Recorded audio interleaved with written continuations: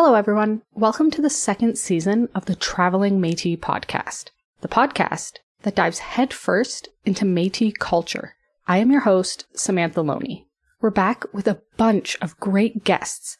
So pop in your headphones, grab your paddle, and hop into that canoe. We're about to head down the river to visit with my fellow Métis.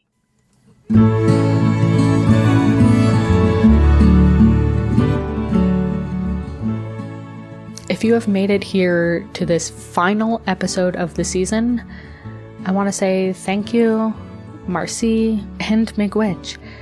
It has been an honor to share the stories of my fellow Métis, and I can't think of a better way to end the season off in a good way than to talk to my next guest, Paul Robataille. Paul hails from my home here in Region 7 of the Métis Nation of Ontario. Paul has a background in forestry, community development, and has been an elected official in the MNO's Provincial Youth Council. We're going to talk about all of that, which led to Paul founding his company, Advocate Strategies. Advocate Strategies promotes Métis awareness, prosperity, and relationship building. Something that is important as Métis people move toward our inherent right of self-determination and self-government.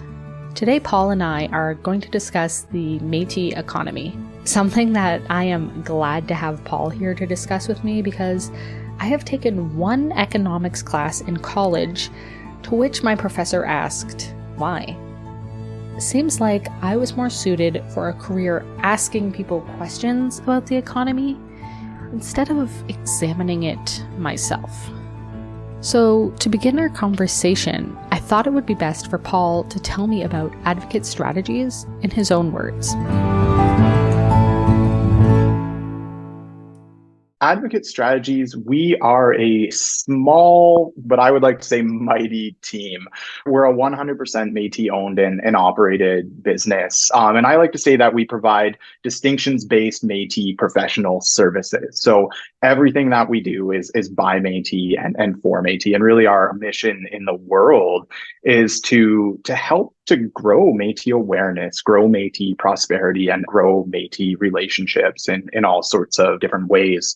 And that has looked like providing distinctions-based Métis training. So I work with a lot of different large corporations, government ministries, and others who really want to take time not to do just Indigenous awareness, pan-Indigenous awareness, but take a deeper dive into who are the Métis, what is important to the Métis, what does Métis culture look like, and how can we work together to build really strong Métis relationships that move forward our shared priorities as well as the Métis Nation self-determined priorities. So that's a big part of what I do, working with different external groups to help them have a foundation and build a foundation to work in better ways with the Métis.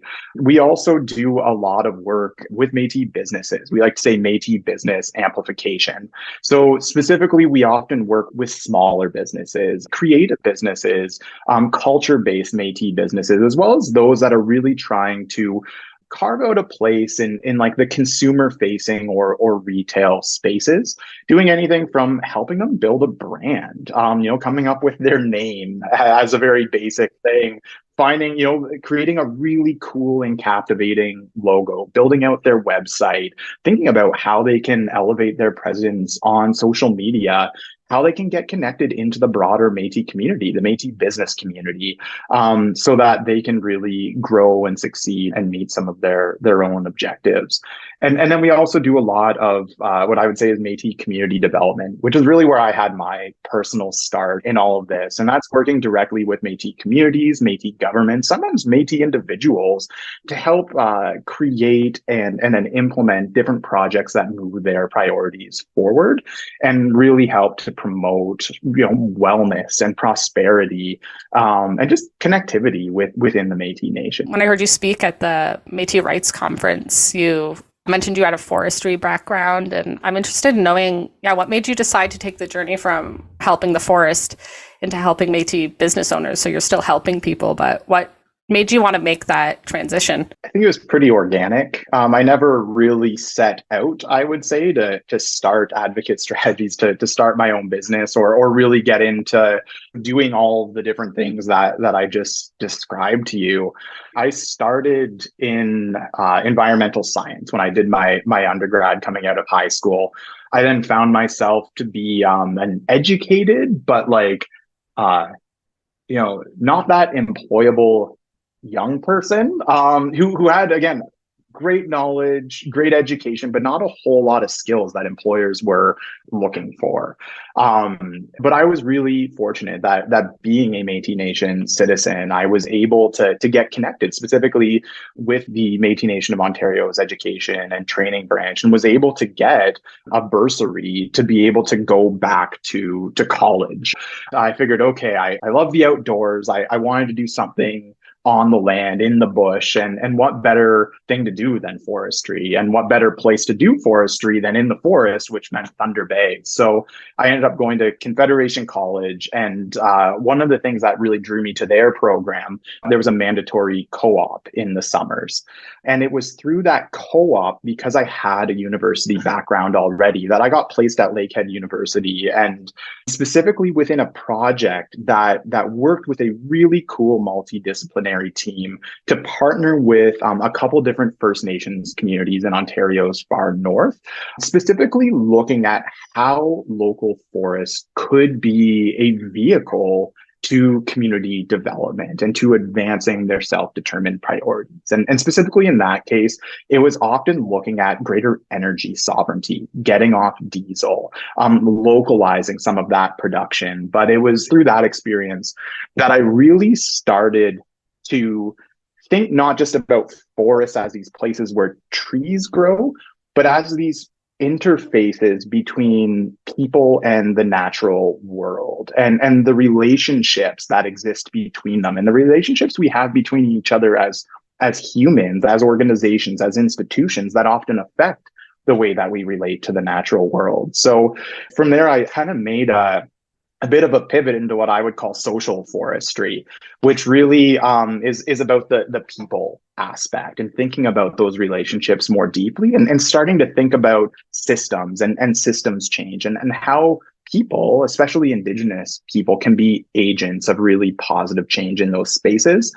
And because I was so fortunate to have so much of my school supported by the Métis Nation, I then didn't necessarily have to worry about having a part-time job to pay for it. And that meant I could start to use some of that time to get involved and give back. So I got involved with the Thunder Bay Métis Council, that local community council there, as their youth rep, and got to do some work on the ground, organizing like crafternoons and community teas, their general meeting, and like doing all sorts of really fun stuff, doing fundraising. And then I eventually was really fortunate as well to get elected to the Métis Nation of Ontario's provincial youth council. And it was in that space, working with Métis young people from across the province, that we really started thinking deeply about not just this transition to Métis self-government, but to Métis self-determination. And really realizing that, especially as a small advisory council, which the youth council was, with literally a $0 budget, we were effectively beholden to the priorities of others. We could get funding for things, but there were deliverables attached to it, right? So we became a vehicle to meet someone else's objectives. And we could get creative, that's not to say to be able to infuse our own priorities in there and use those spaces to do the things that Métis youth wanted to see. But it really made us think very consciously about how we can break free from that cycle. And the realization we all had was we needed to create a bit of economy. We needed to tap into that entrepreneurship.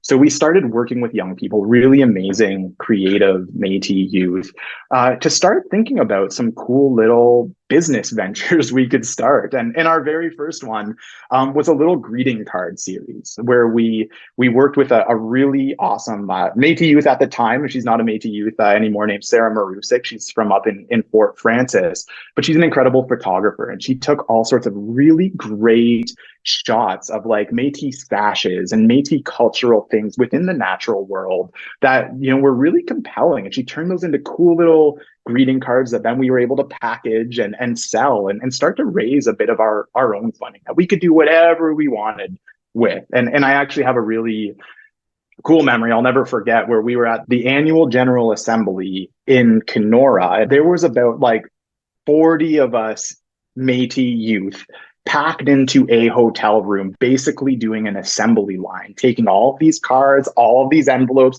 all these packagings, all this twine, and like making up these kits and all pitching in so that we could have these really great things to then sell and raise money.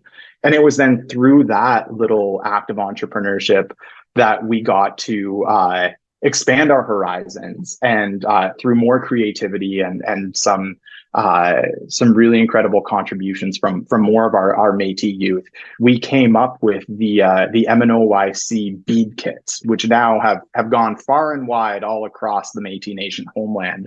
But that initiative has lasted through my tenure on the Youth Council, which ended several years ago, and now under the leadership of their president, Jordan Plain, their chair, Evan Achitola, and all that council has continued to be a real driver of economic development, really, and prosperity for that youth council. So it was through that entrepreneurship and really creating own source revenue that young people, Métis youth, could do anything they wanted with, that could direct not towards someone else's priorities, but the priorities of Métis youth, that, I really started thinking even more deeply about, okay, well, what does this look like if we scale that up, if we expand it, if we start to, think not just with that advisory council with those amazing young people, but across the Métis Nation of Ontario, across our different communities, across the Métis Nation as a whole. And how amazing would it be if we took some of those same principles,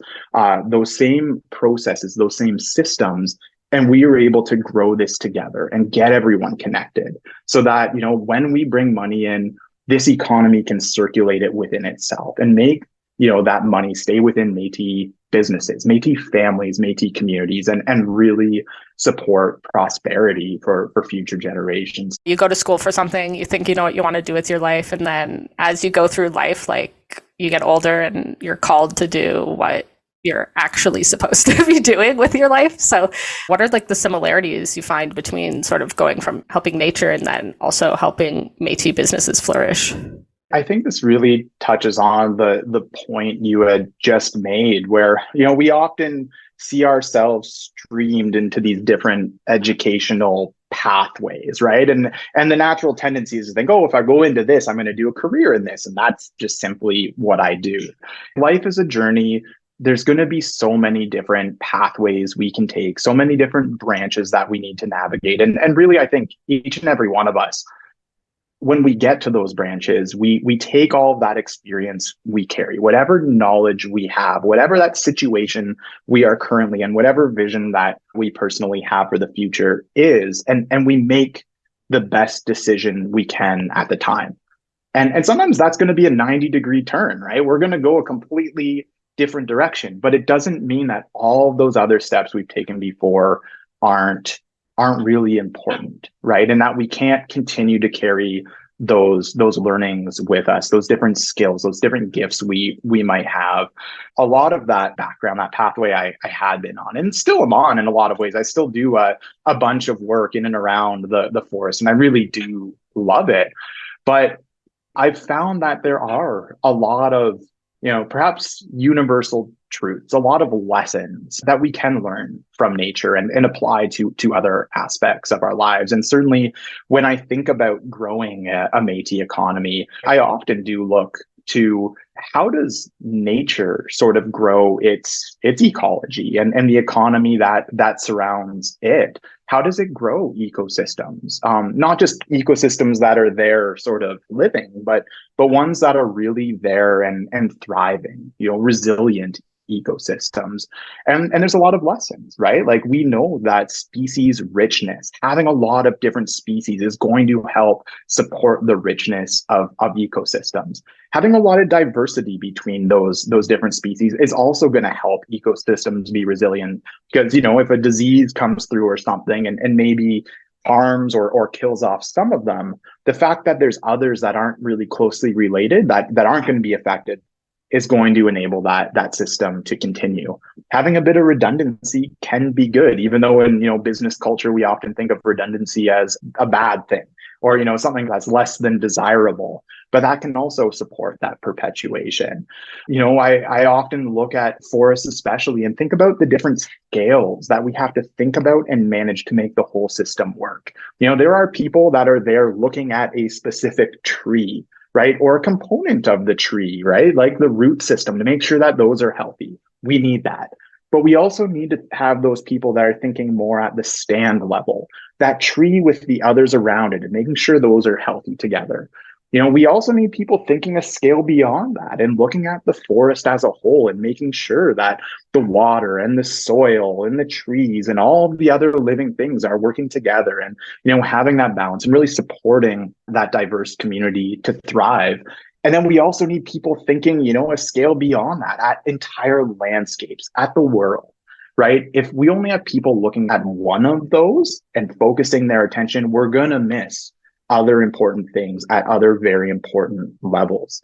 So it's some of those lessons from the natural world that when we're working with Métis businesses, or especially Métis communities, like the amazing collaboration we have right now with the Huron-Superior Regional Métis community up and around Sault Ste. Marie, Blind River, that area.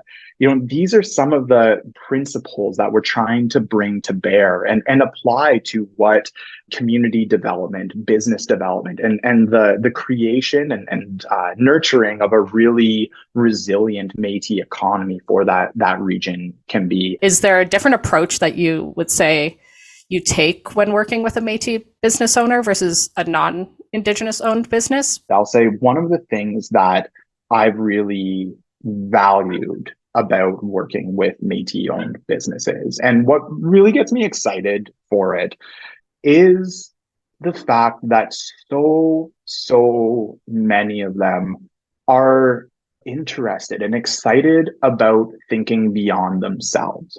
And yes, right, prosperity really needs to start with that individual, with that entrepreneur, with that business, with their team, right, their employees that they're supporting. And we need to create that strong foundation. But we found that there's so much willingness and so much excitement to then think about, okay, if we're successful, well, that means we're creating this. We're providing this service. We're bringing these different contributions into, the local economy, whether it be employment dollars or procurement dollars or, the ability to be part of things. And once there's that realization, it then leads to, okay, well, then that is a gift that we have, something we can contribute towards something bigger now, right? A scale up to that community. And we're really, I think, just at the early stages collectively within the Métis Nation of thinking about what do those connections look like? Like, what is the role for this sort of grassroots business community? And what are some of the different enabling factors or different conditions that we can all be very consciously putting in place, that Métis governments can be putting in place, so that Métis businesses as individual businesses aren't just thriving, but are able to have some of that prosperity very consciously trickle out into the broader community. And I think that, at Advocate, we've taken a very conscious approach to start at that grassroots business by business level and then work up to that community level, because we've seen that Métis governments, as they've been growing and strengthening, have been putting a lot of investment, a lot of intentionality, and a lot of advocacy into starting at sort of that larger and working downward, creating institutions like our Métis capital corporations. In Ontario, for example, we have the Métis Voyageur Development Fund, creating investment arms like Infinity Investments, creating regional or provincial granting programs for businesses and ways to support entrepreneurs at that higher level that I hope one day will sort of meet in the middle, so that when we think about Métis economy, we really can look at every scale. And it's not just, communities are doing their thing, regions are doing their thing, our provincial Métis governments are doing one thing, and the Métis Nation is doing something, right? I really hope that it can be these conscious flows between each, because I think in that type of future where we do have, a connected Métis economy with all the relevant individuals and entities working towards that common vision in a system in which all can thrive, I think that's where, we will ultimately be able to really not just talk about and move forward in individual aspects of our self-determination, that inherent right, but really bring that to life in so many different ways. Do you think it's sort of redefining capitalism? Because as we know, capitalism right now is very individual, of like, I got to get to the top. Whereas like what you're describing is the Métis businesses being like, okay, like once I get to a place where I can establish myself as an entrepreneur, it's like, okay, now I can find a way to give back to the community. It's interesting working with so many different Métis businesses, because it gives us, I think, a really interesting glimpse into just some of the ingrained thinking, some of the different cultural aspects that seem to be driving Métis businesses, the Métis economy as a whole. And one of the things that I've really come to notice is that Métis, we know, are a people born of commerce, right? Born out of those really unique, geographically specific conditions that existed because of the historic fur trade. But there's been so many different then pieces of our history since those early times that have really shaped, I think, who we are and how we organize ourselves and how we exist in the world, especially in the business and entrepreneurial sense today, right? We start with the fur trade, but in between then and now, there have been so many conscious efforts by external forces, right? Often, non-Indigenous governments, to really separate Métis people from the land, from their culture, right, from their ways of being, from their economies, right, from those things that enabled us to not just be and survive, but really prosper. Most people are fairly familiar with that massive land fraud that was the script system. We are aware of sort of the armed invasions of the Métis Nation homeland through the 1885 Northwest Resistance, for example, right? And really trying to separate Métis people from those ways of life that enabled them to prosper. Right. But in Ontario, we have what's now Ontario, similar examples, right? The reorientation of the fur trade after the 1821 HBC Northwest Company merger, right? And how that shifted economies. Again, alienation from land, like the river lots in Sault Ste. Marie, for example. Alienation from commercial fisheries that sustain many of our families and communities around the Great Lakes. So that we saw then through these things, a reorientation of those, once very prosperous, very connected entrepreneurial peoples and communities, where we do see migrations of people. My wife's family, for example, moving from the prairies into British Columbia to work in the mineral fields, smelting specifically. We've seen, the shifts of people to Southern Ontario for the auto industry and the jobs that come there. We've seen, beadwork and, some of those really important cultural practices be used as a means of survival, right? Selling those things to people who were not us to simply survive, right? And I think that history has really ingrained resourcefulness into Métis people. It's ingrained creativity, right? And finding those opportunities to make one's living and support one's family and hopefully, maintain community in some way, shape, or form. But I think it's really supported resiliency amongst our communities. But today we are moving from a place, I think, of, survival oriented economic activity to one where we now are thinking about self-determination, self-sufficiency, and long-term wealth generation and prosperity, right? To sort of come full circle in that sense. And I think with that, we are starting to see a shift then in the mentality that's driving business and driving the economy as a whole for Métis people. One of the first things we often do with Métis businesses we work with is talk about their pricing strategy and, breaking down. It's like, if you have created this work of art, how long did that take you to do, right? How much did it cost in materials? How long, does it take you to find someone who's going to value it enough, right, to purchase it? And then, only at that point, you're going to be able to have that bit of income to support your family or support whatever your goals are. And in those conversations, right, we often see that people are undervaluing their time. They are undervaluing their gifts. And when you really do break it down, it's like you're working for next to nothing for the amazing talent that's gone into it.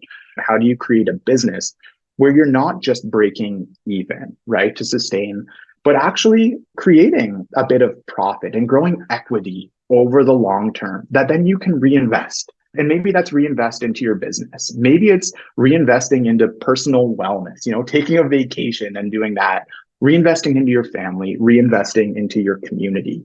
So that profit sort of motive and moving to thinking about the longer term and how we can grow, right? And think about supply and demand and all those kind of things.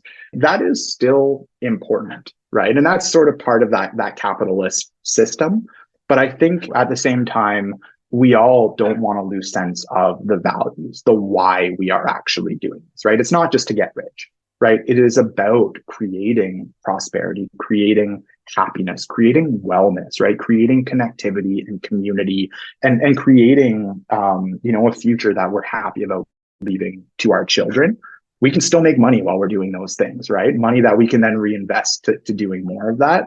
So when it comes to that system as a whole, I think, we are really at an interesting time. And I don't know if that's redefining a system, reorienting a system, tearing down an old system and replacing it with a new one.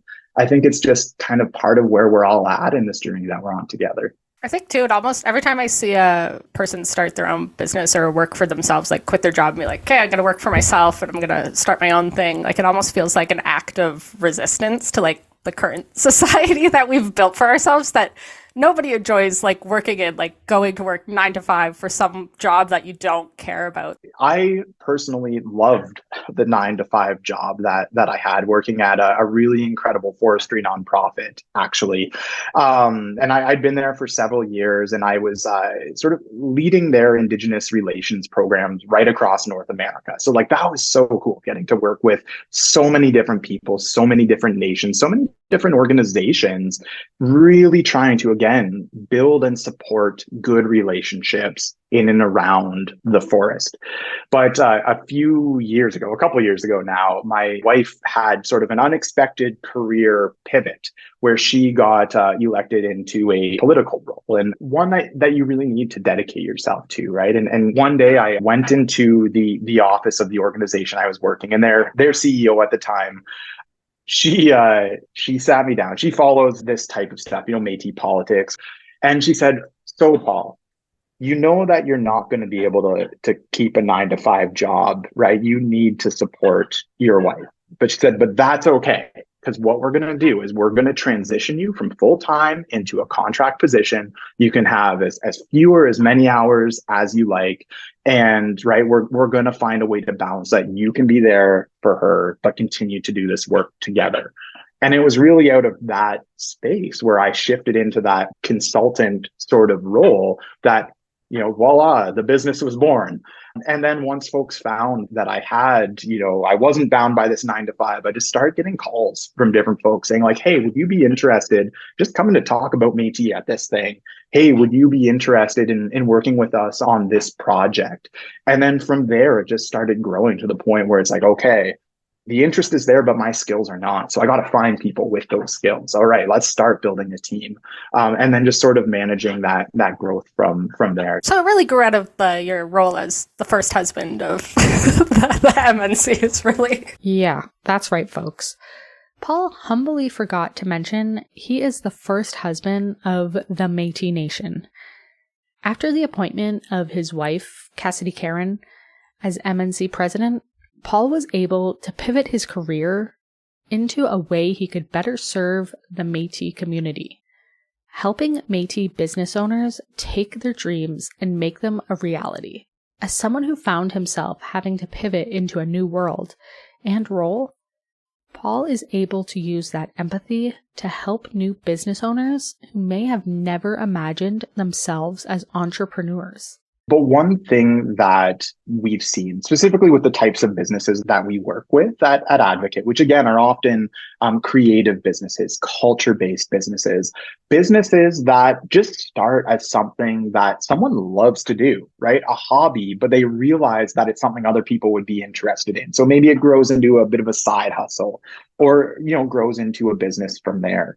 But what has connected a lot of these is that these business people now didn't necessarily start out thinking, hey, I'm going to be an entrepreneur. I'm going to start a business, right? It just started with, I am so good at this thing. I love doing this thing. I want to share this thing with people, right? And they want to find a way to do that. So the businesses start from a place that I would say isn't a business, right? So then that goes to how people price their time, right? They price things then in a way that it's just, going to get it into people's hands, right? It's just going to cover their costs.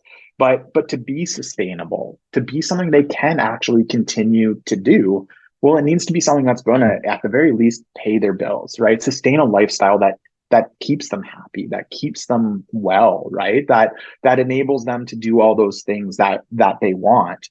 But that side of things, right? Running a business, the numbers, the administration, the taxes that you have to do each year, potentially running payroll, inventory, marketing, like all of that kind of stuff is a very different skill set than the ones that folks started with.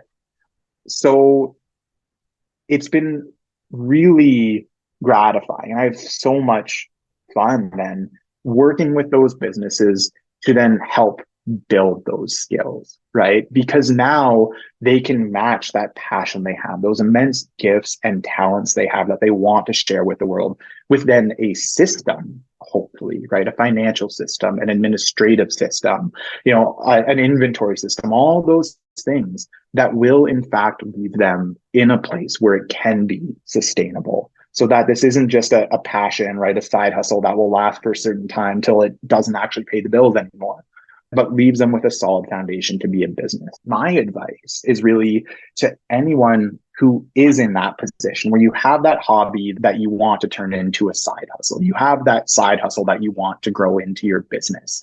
You're doing these things already, or you might have just organically come into selling some of your stuff and you never really expected to. I'd really encourage you to just take that time to reach out, whether it's to one of our Métis Nation governments who have, economic development officers whose job it is to help you, reaching out to someone like myself, right? Who has a really great creative team that can help support the growth of a business or the establishment of a business as a business, reaching out to our different capital corporations, reaching out to your community leadership who might have some supports and resources or know people in your community that can help you. Reach out to other entrepreneurs because it's easiest to get these things in place at an early stage. Once you've been growing, once you've been doing work, once you have a shoebox of receipts, it's a lot harder to set up those systems, but it's always worth at the earliest possible point to really start thinking about like, what do I need to make this a business? What does having a business actually mean? What does it look like? What do you need in place? And if you don't know the answers to those, start Googling, start reaching out to people, because there's so many resources that are out there to help right now, but it's going to pay dividends down the road. Yeah, I liked what you said. It kind of reminded me of what we were talking about earlier of like community-based sort of business and entrepreneurship, especially with the Métis Nation. I always think like they are super supportive, and it's like a win for one Métis business is like a win, like as you said, because we can feed back into the economy. It's a win for the Métis Nation as a whole. Like the more successful entrepreneurs are in the Métis Nation, like it just betters everybody's life as a whole in the community. Absolutely. And we are getting to the point where we can really put that idea into practice. Like today, and this is something we've seen through our initiative Shop Métis, is that there really is a Métis business doing just about anything. It might not be in your backyard, right? It might not exist in your community. You might not see it day to day, but there's probably someone out there doing it. Of course, we have bead workers, we have artisans, but we also have accountants, we have engineers, we have remote sensing firms, we have construction companies of all sizes. Like there are literally Métis people doing everything. Our Métis entrepreneurs specifically are really excited about thinking about the other and being part of this idea of a Métis economy. And what we're now seeing is that not only are they like interested in supporting other businesses, but they'll actually, when they can, put their money where their mouth is and, change from using just generic big box office supplier to the Métis owned office supplier. They will, start, not printing at, generic print shop, but they will go to the one Métis print shop that exists. They will, start to utilize each other and actually support each other's businesses so that when one gets business, their suppliers, which are also Métis, benefit, that the families of those people will benefit, that their communities will then benefit. So what you said is so true, and it is very real. And it's only by, I think, Métis entrepreneurs putting up their hands, by giving a call to, whichever Métis government they're a citizen with, by giving a call to their community leadership, by, making a call to other Métis owned businesses in their area, that we can really start to get that full picture of just who is out there, what all those different products and services are that are being put into the world by Métis citizens. How do we come together as one nation and build that economy as we get into self-government? As always, it's going to be a whole lot of different things that all come together to get us to that place in the future. To a certain extent, there is, I think, the need, and I think there is a lot of desire among many, at least, to really think in that multi-governmental, multi-jurisdictional way, and specifically thinking about like, what are the things that really are best done at the highest level, at the provincial level, at the national level, and how do we build out the spaces, the systems, the collaborations to enable those things to happen. Just in December last month, the Métis National Council held its annual General Assembly, and at that assembly, a resolution was passed unanimously on Métis procurement, really reaffirming that as the Métis Nation, that high level collectivity of Métis governments, it is a collective priority to advance Métis procurement. So specifically that procurement, right, the buying of different goods and services from Métis business as it relates to governments and the federal government and large sort of industrial, proponents that operate at that level. So that collaboration is happening. I think that's very important because, an individual business on the ground, a Métis-owned business, they're going to have trouble tapping into, Canada's procurement, right? Those billions of dollars. So that can be advanced very effectively by those governments. Those governments too, maybe in a provincial level, can take steps to derive own source revenue that can be reinvested into province-wide programming that's filling gaps that are faced by Métis citizens, across that entire jurisdiction. But we also know that that grassroots business community is also so important because like that's where our citizens are. That is their families. They are in our community. So we're going to need that level too. And that is going to come from individual citizens and entrepreneurs putting their hands up and connecting with each other and really being invested in making that economy a reality and then sustaining it. But that's also going to rely, right, on our communities, that leadership that we elect into those, local and regional and even provincial positions to think about how can they invest with the resources that they have available in supporting an environment in which connectivity can where it's encouraged, where, businesses have the resources available to them, the services to be able to get them to the next level and really establish something that is going to meet their vision as citizens and entrepreneurs for a really great future for themselves and their families. And then, that leads then up to those provincial Métis governments where, in addition to deriving some of those investments themselves and creating revenue streams through entrepreneurialism at that higher level and opportunities that present themselves there, thinking about, again, how they can create programs and services, system, resources, supports, people, public servants that can really support a sustainable and resilient economy at, the Métis regional community level, at the specific sort of community council level and within sectors of the economy. And yeah, you spoke on like a government level, but on an everyday, Métis citizen level, like how can they work to support like Métis business and economy? Making the conscious decision that you are going to try to seek out Métis-owned businesses.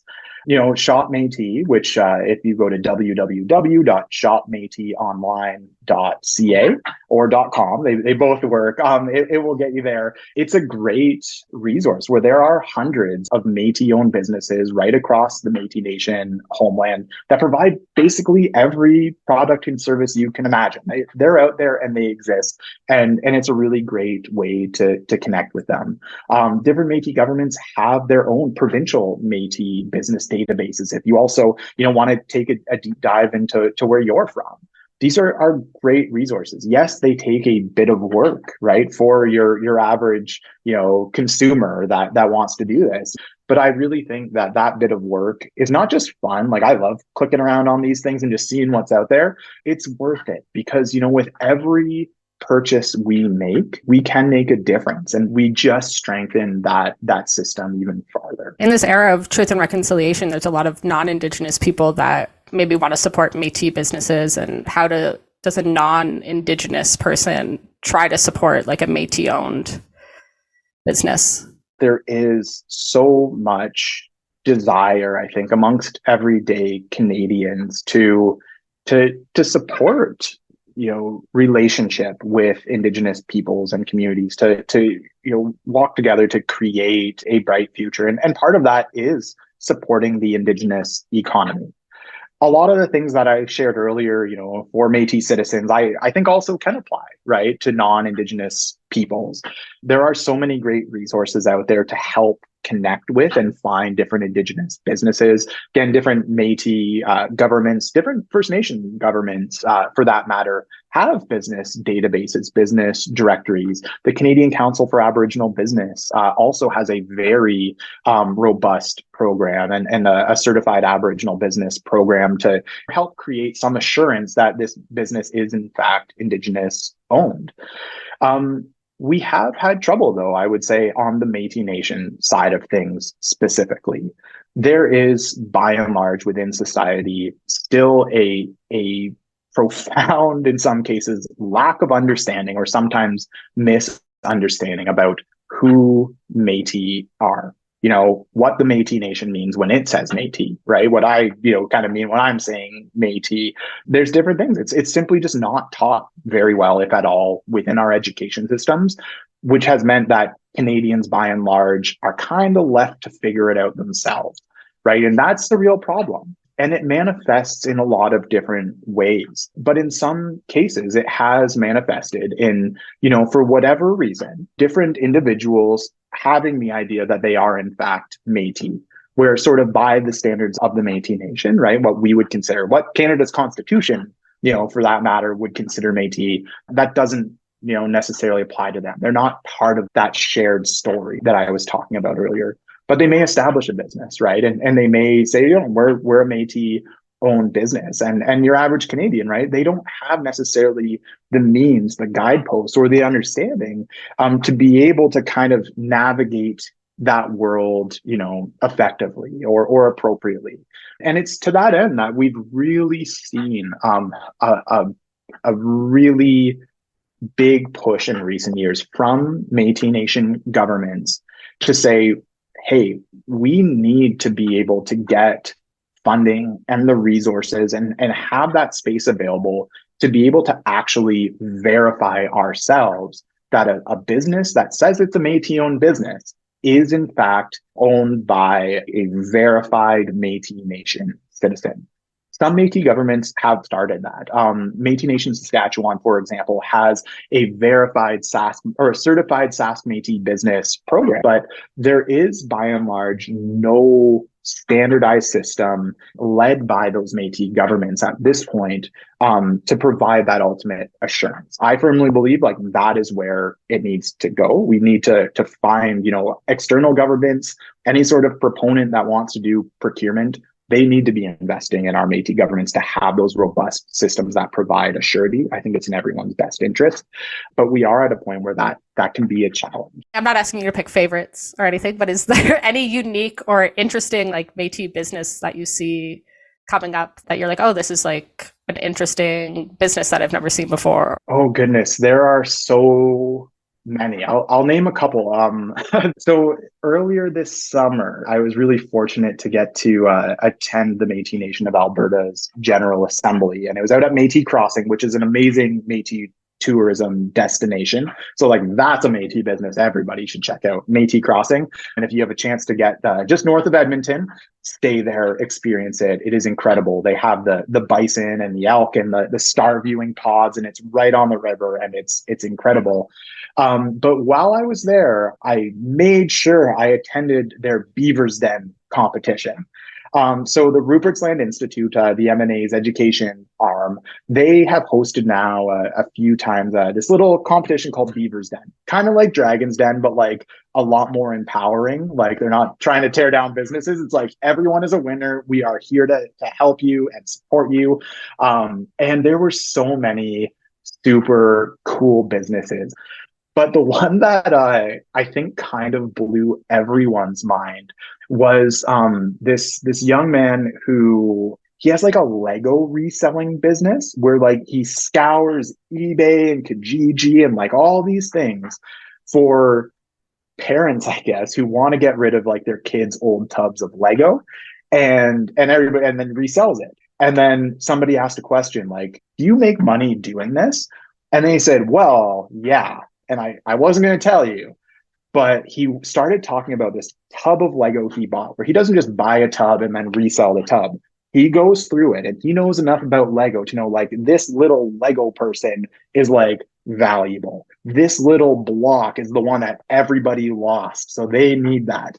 And knows all these different things. So then sells individual blocks for $20, $30. So can turn a tub into, this really awesome, revenue stream, which I was that's cool entrepreneurialism, amazing business for a young person. And as someone who grew up with Lego and has a million pieces, but not a whole lot of full sets, I'm okay, I'm going to keep you in mind. So that was one. And then the final one that I'll say, just because it was super cool, was in November, the Huron-Superior Regional Métis community hosted a Métis rights conference. Through Advocate, we got asked and really grateful to be able to help organize a vendor fair for a bunch of their different Métis-owned businesses. And some of them I had met before, was aware of what they did, but and we knew they were going to sell some good stuff. But there were a few others that I hadn't really heard of. I was okay, how are you going to fit into this? And one of those was a Métis magician. His name is Ryan McFarlane. And I hadn't heard of him before. I had just somebody had said, oh, no, he's kind of a big deal. So I went over and I started talking to him just to, introduce myself. And he immediately like pulls out this deck of cards and like David Blaine's Street Magic blew my mind. And then I was like, okay, people need to see this. So I started just finding anybody who I knew organized different events, said, you need to go talk to this guy. And sure enough, he then got hired on the spot to do his magic show in the banquet that night at the big soiree in the Sioux. And boy, was he mind-blowing. He was saying like he's performed in Vegas with the Blue Man Group. He has his own road crew with professional lighting, professional sound. It's turnkey magic. He can work it from the crowd. He can do it as a stage show. And it's like world-class, amazing. And he's a Métis citizen. And it was just so fun. I think the appreciation for magic now is growing because on the internet we can find the answers to everything, and to not have the answer for something when a magician comes up to you is just like even more mind-blowing. To kind of come full circle to something you'd asked me earlier about like, what does separate Métis businesses, right? And I said it's thinking outside themselves. Another thing I learned from Ryan through my conversation is that during the pandemic, he went back to his own education. Speaking of, going on different paths, he has a background in psychology. Like that was his undergrad.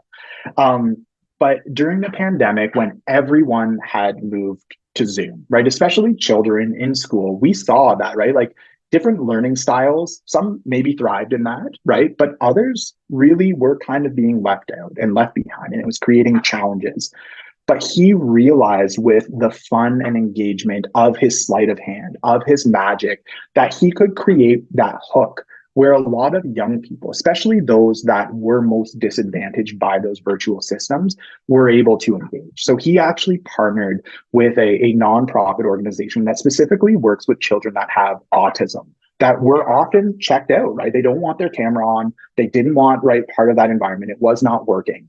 And he worked with them to create an educational program where through his sleight of hand, he would do tricks and the kids could get involved. But in order to ask a question and get involved, they had to turn their camera on. And that was enough of a hook that, it was able to help some of these children actually come out of their shell and re-engage with this new system that had previously been leaving them behind. So, talk about a Métis business person, an entrepreneur that's not only incredible at what they do, but really is thinking larger than themselves and really thinking about what they have as a gift that can help others and give back. Well, that sounds like a beautiful place to end. But yeah, where can people find you and Advocate Strategies if there's any Métis businesses that want support? So advocatestrategies.ca is the best place to find me. You can also email me anytime. It's paul@metisadvisors.ca. I always will respond and always look forward to starting conversations, to exploring ways to work together and how we can all support each other's growth and doing some good things for Métis people. I want to thank Paul for sharing his knowledge with us today. I will leave a link to Advocate Strategies and Shop Métis in the show notes. As the Métis Nation moves toward self-government, it's important that we look to the future of what that means for a Métis economy and Métis businesses that serve our community. Not only do I want to thank everyone for listening to this episode, but I want to thank you for coming on this journey with me as I explore the amazing Métis people who live in my community. If you're a Métis listener, I hope you were able to find some sort of connection through the guests I had on this season. If you're a non-Métis listener, I hope this podcast helps to further your understanding of who Métis people are. I don't have every answer for you. I can only give my perspective and the perspectives of my guests, but I hope this was a starting point on your journey of gaining knowledge. Reach out to your local Métis community members and learn more about who they are and their history in your community. Merci for listening, and we'll see you down the river.